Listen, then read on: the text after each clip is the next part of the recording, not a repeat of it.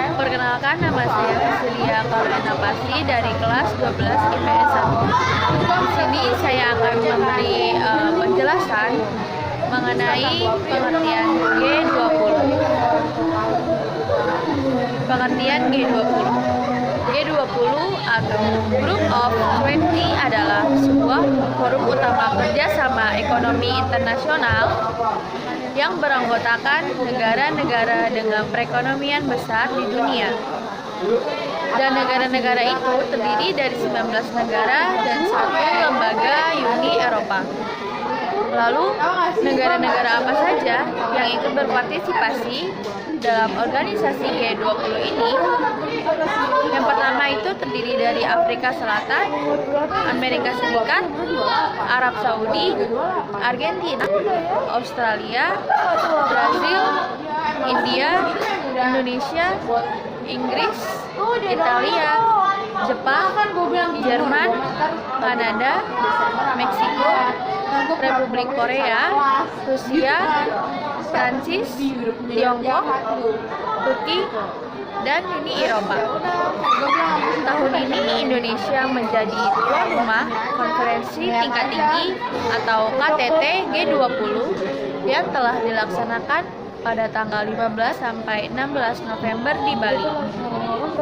Mengapa KTT G20 dilaksanakan di Bali, sedangkan Jakarta adalah ibu kota Indonesia?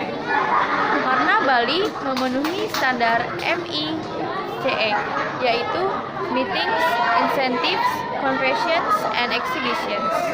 Selain itu, Bali juga mempunyai kekayaan alam yang indah dan menjadi pusat destinasi pariwisata di Indonesia.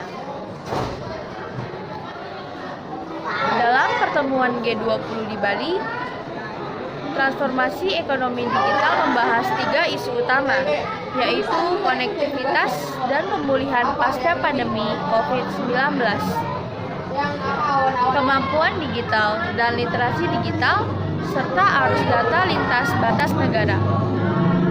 Nah, tujuan dilaksanakannya G20 ini adalah untuk merangkul negara maju dan berkembang untuk bersama-sama mengatasi krisis ekonomi. Salah satunya di masa pandemi COVID-19 ini, perekonomian Indonesia telah kehilangan kesempatan menciptakan nilai tambah atau mengalami kerugian kurang lebih sebesar 1,356 triliun. Lalu apa saja sih yang dibicarakan dalam G20 ini? Yang pertama, adanya penanganan krisis keuangan global 2008. G20 telah turut mengubah wajah tata kelola keuangan global, yaitu dengan menginisiasi paket stimulus fiskal dan moneter yang terkoordinasi dalam skala yang sangat besar. Yang kedua, adanya kebijakan pajak. G20 telah memacu OECD mendorong pertukaran informasi terkait pajak. Pada 2012, G20 menghasilkan cikal bakal Base Erosion and Profit Shifting atau BEPS. Melalui BEPS ini, 139 negara dan yurisdiksi bekerjasama untuk mengakhiri penghindaran pajak.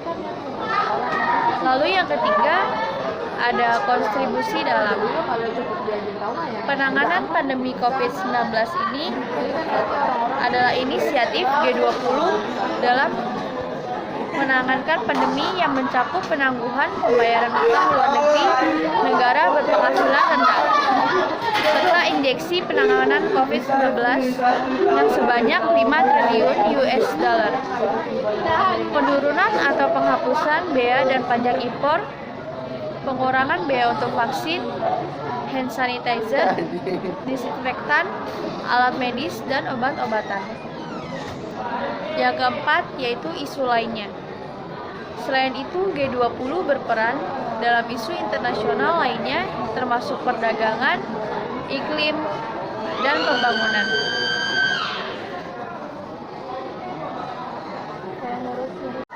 Demikian penjelasan saya mengenai pemahaman saya mengenai peristiwa G20 yang telah dilaksanakan di Bali. Kurang lebihnya mohon maaf. saya ucapkan terima kasih.